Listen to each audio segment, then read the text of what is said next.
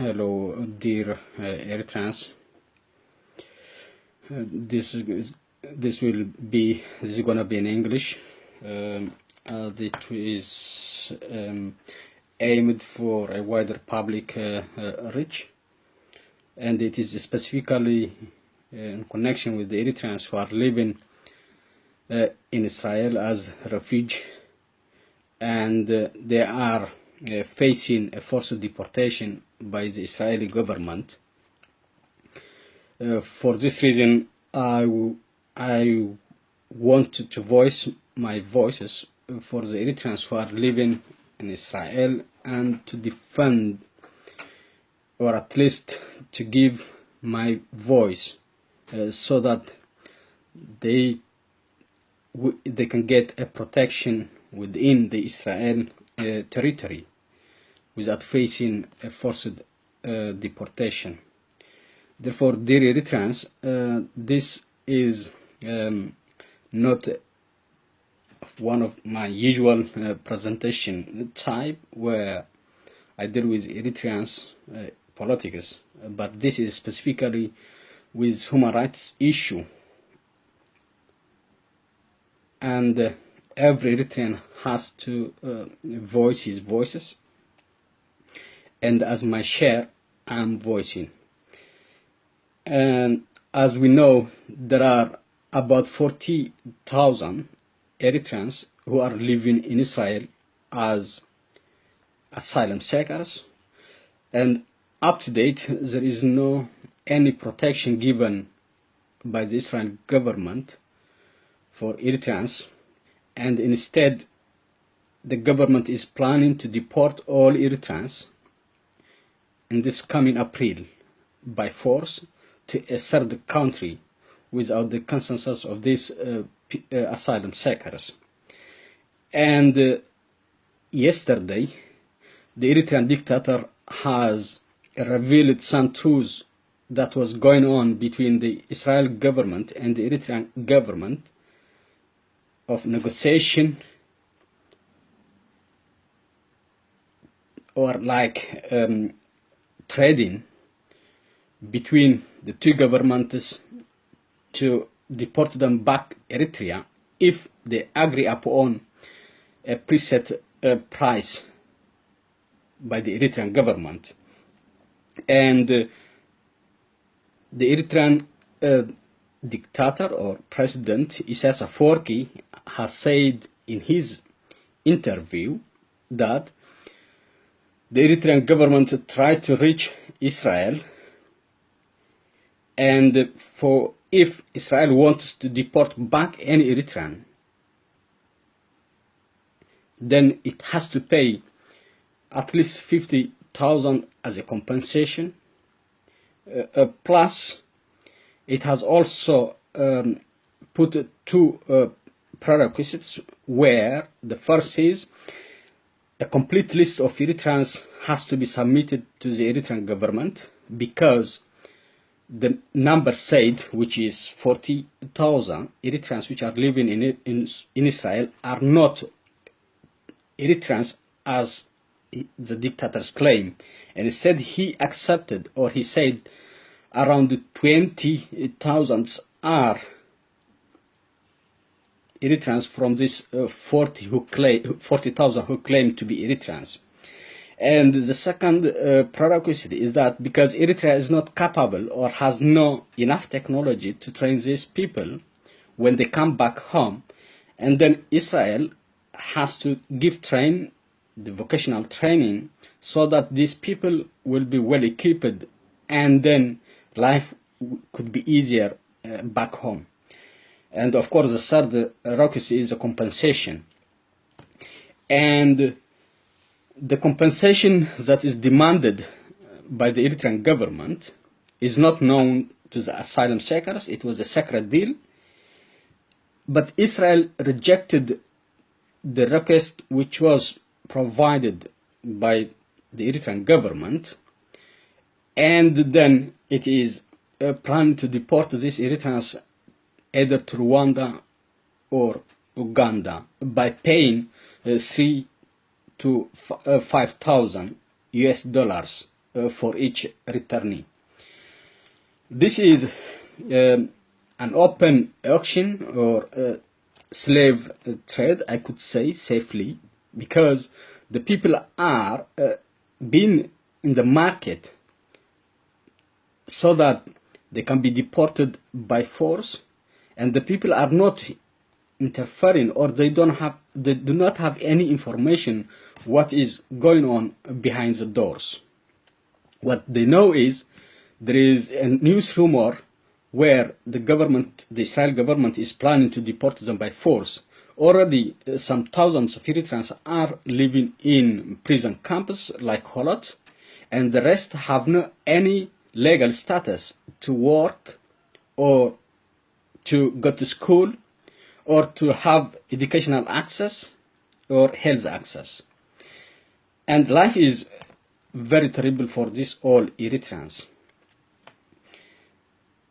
And here there is one good news, I could say, some good news which is coming from Israel, especially the scholar group, the academicians, about 470 rabbis or college professors demanded for the Israel government to change its decision so that the asylum seekers can have a full protection.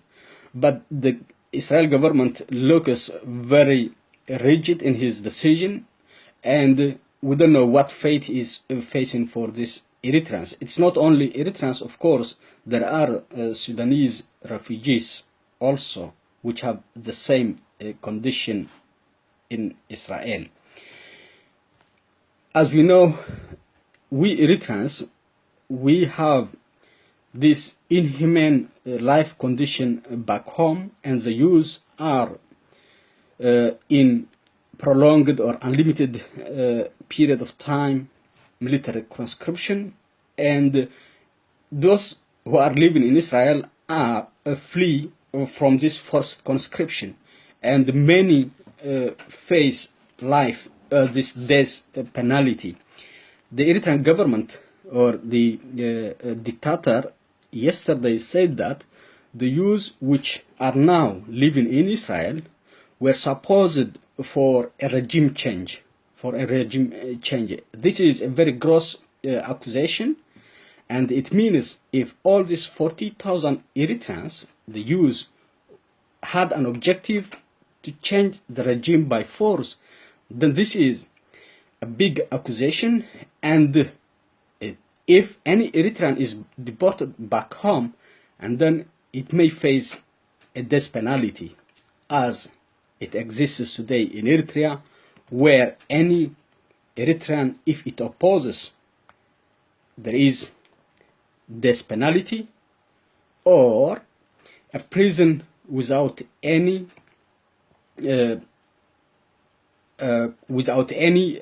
decision which is done in the court. Therefore, this gross accusation, which is revealed yesterday by the Eritrean government, is very risky for all Eritreans. It puts their life as a death threat, and hence it is the best place to stay safe is in Israel. The best place to stay safe is in Israel, and Israel has to give them full protection as a refuge. It has to give them full protection, and if it is going to send them or deport them to Rwanda or Uganda, and then we don't know what is going to happen for these Eritreans. And Rwanda by itself has a bad reputation for its refugees. As I got some information, it says Rwandans faced this mass flee from their home country during the Belgian period, even after when the government was a dictator there, and they settled in Uganda, and there are about 20 1.2 million people in general, which are refugees in Uganda. And when Rwanda regained its status and its current government took the power, it planned to repatriate its people back home. And an agreement was reached between UNHCR and Rwanda, as well as Uganda, to send back these Rwandans so that they can have a normal life.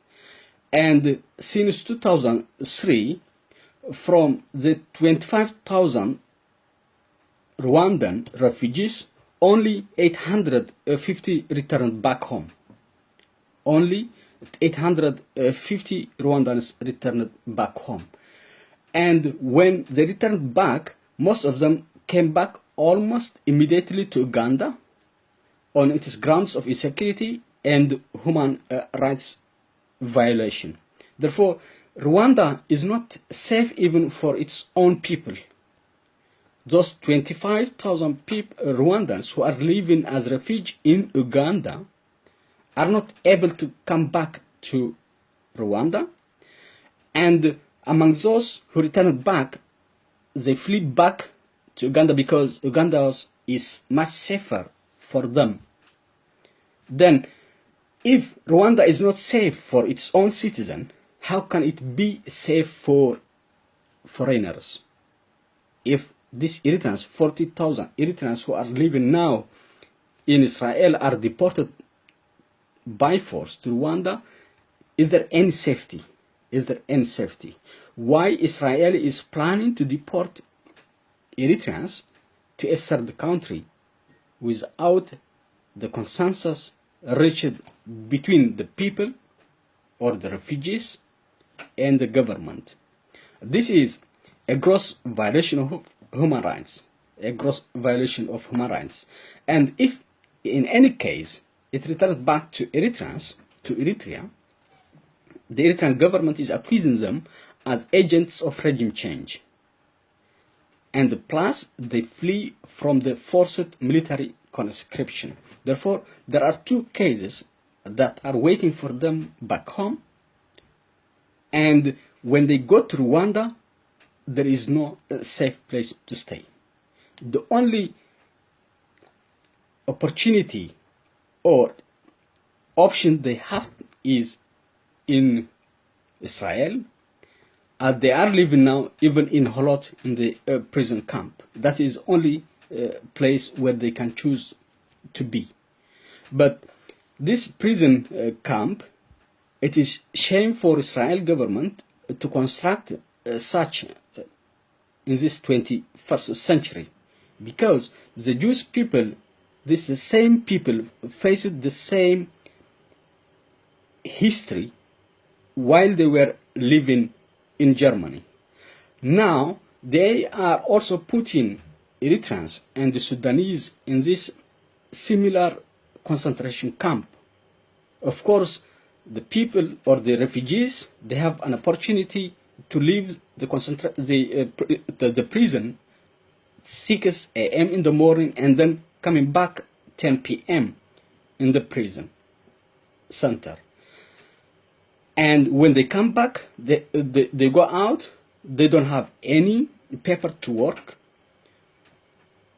And it's just they go out from the concentration, the prison center to get maybe fresh air, or maybe to relax, or maybe to have some psychological relaxation. Otherwise, it's not life for them. It's not life for them. And Israel has decided already, or is implementing such a strict control for the refugees. And now again, it is planning to deport these people to Uganda or Rwanda. And then why this is happening? Of course, the Eritrean refugees and the Sudanese are not happy with this. And tomorrow, this 22 January 2018, they are planning a very big demonstration against the plan which is coming from the Israel government. Therefore, I am with the Eritreans or with the refugees who are living in Israel, and my voice is here just to say that these Eritreans need protection. And if Israel cannot accommodate them, and then it must let these people to go to a third country by their choice, not by force. And there are other countries which can accept if Israel lets them to go. For example, like Canada, they can have a sponsorship, or in European countries, if they are willing to accept. But Israel has already made life very difficult for these people. And the only chance that is trying to make is just to deport them. And why Israel is forcing to deport these people? Why? Is it as a revenge for what it happened to the Jews in the 1940s or 1930s from Europe? Is it a revenge?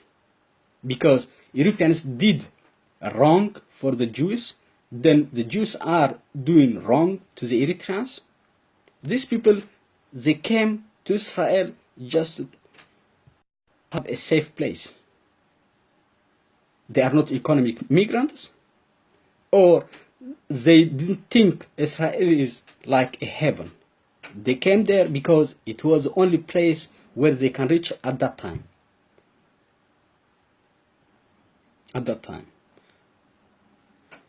And here there are many historical factors, because Israel before was importing, I can say, or welcoming Ethiopians who claimed themselves to be Jews. For example, in 1984, it has transported about 8,000 Ethiopians, known as Falashas or Bet Israel, and under the operation of Moses, and around 1,000 again in the operation of Joshua. And in 1991, about 14,000 Ethiopian Jews were transported to Israel in the operation of Solomon, and they have now a legal status to live like the Jews. And this is what I read from Awate under the Gadab News. If Israel was so generous in the 1980s, in the 1990s, then why now it is so cruel to deport these Eritreans?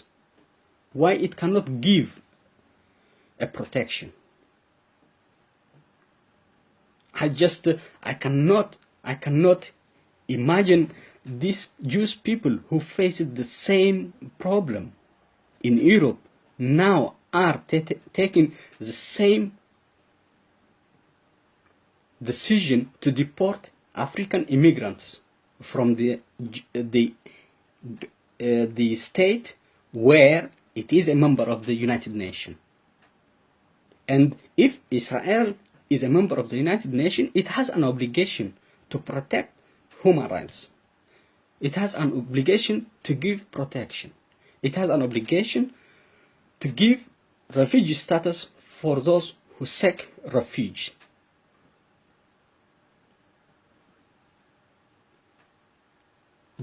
These people, as Israel is trying to put them as infiltrators, they are not infiltrators, they are refugees. Israel at that time was only good place to give them to live in, and Israel was open at that time, and there was no barrier or any obstacle for these people to block them from entering. Now, after 7 or 8 or 9 years, why Israel is deciding to send them back?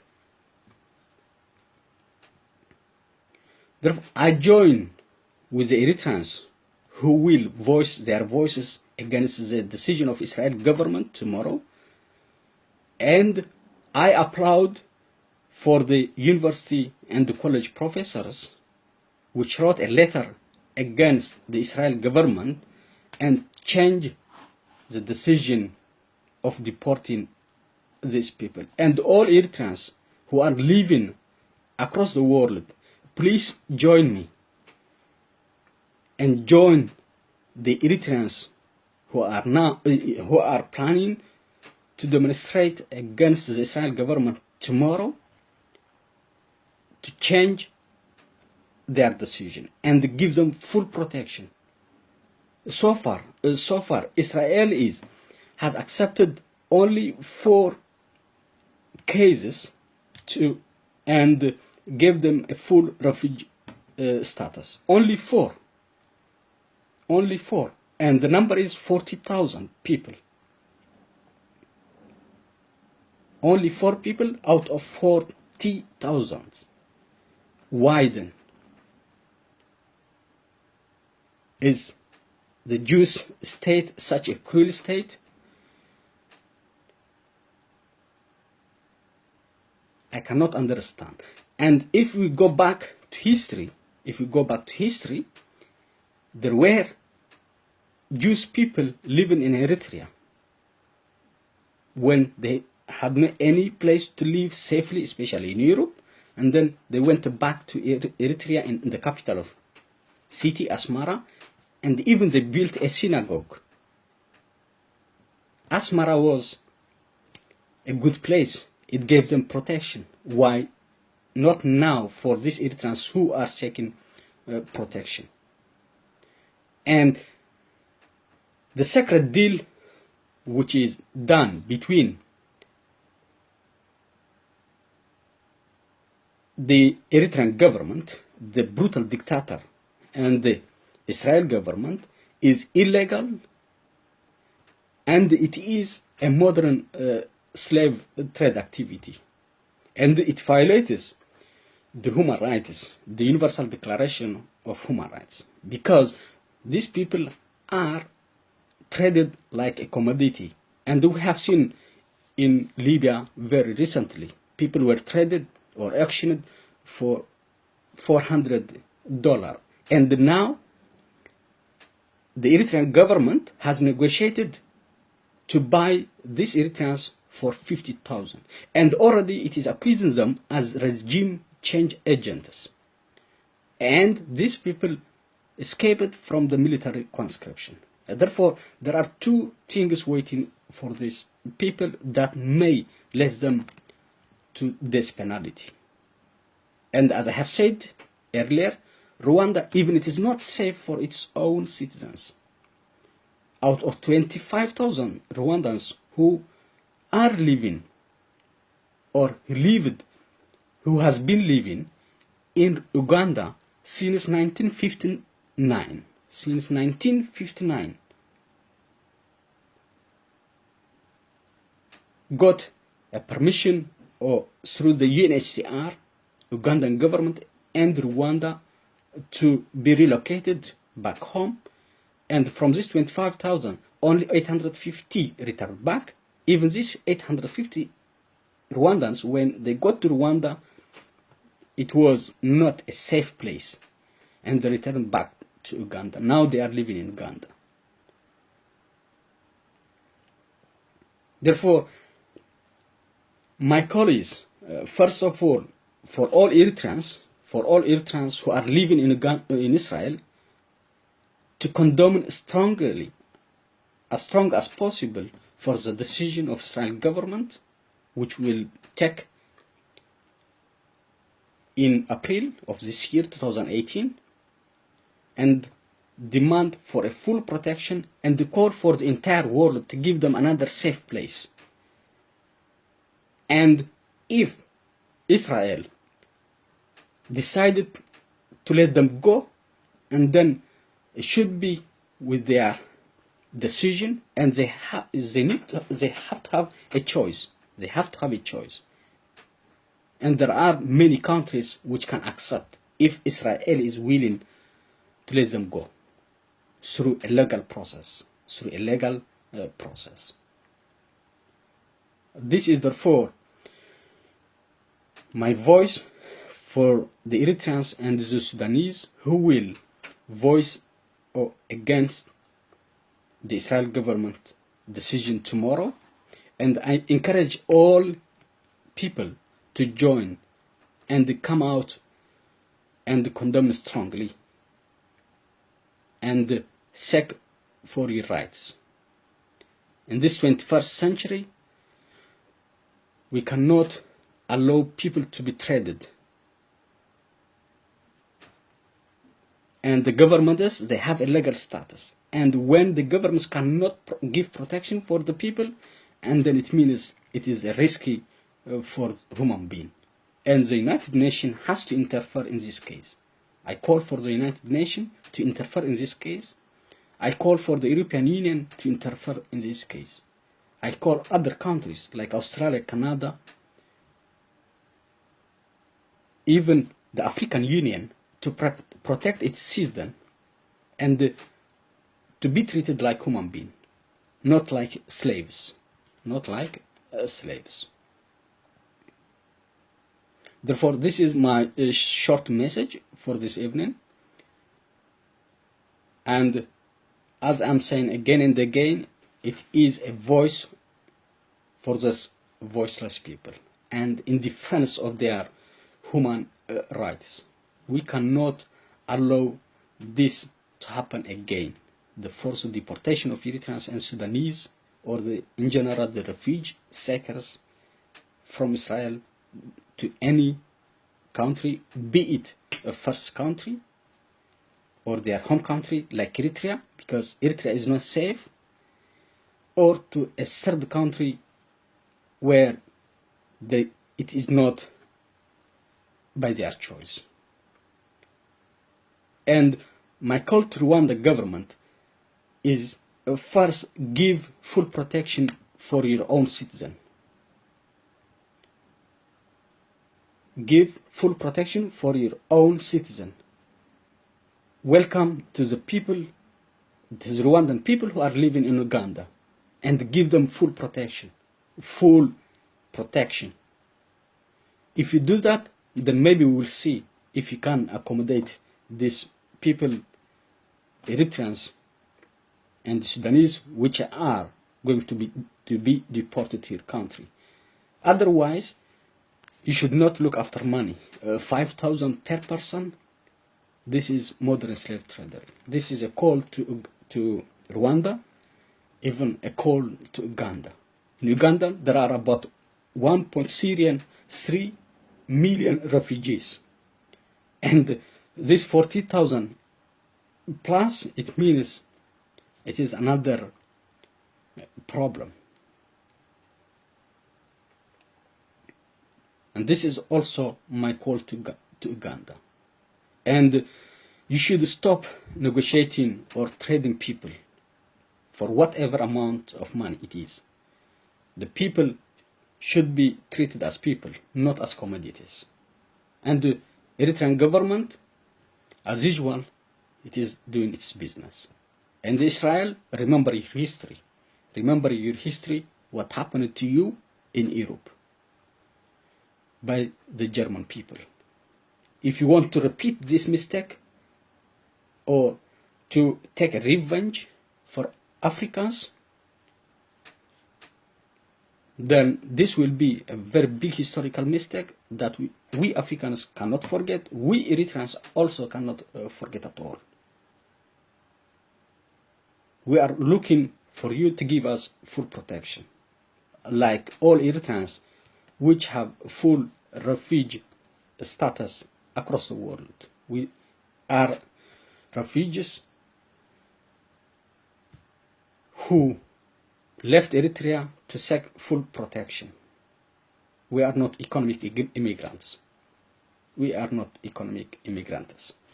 And this is my message to Israel. And for all Eritreans who are living in Israel, leave any of your daily activity and join the crowds.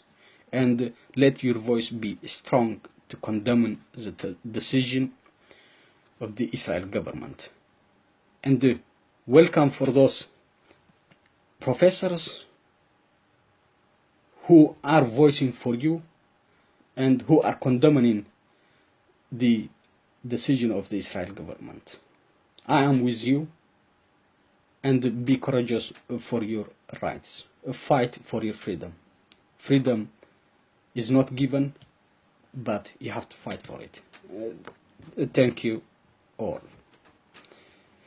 This is my short message. And I wish you a safe protection, a safe life in Israel.